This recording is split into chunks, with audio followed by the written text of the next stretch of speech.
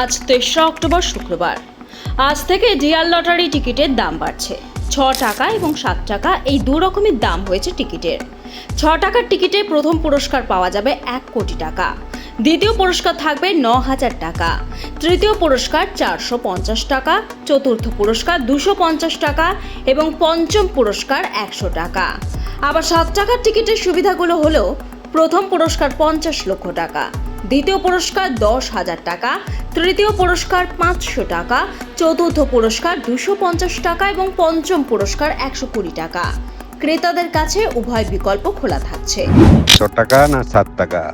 ৬ টাকাতে আছে আপনার same to same scheme and শুধু ২০ টাকা কম।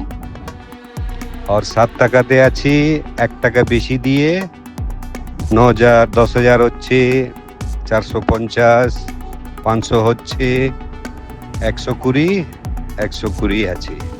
ব্যুরো রিপোর্ট, লটারি সংবাদ।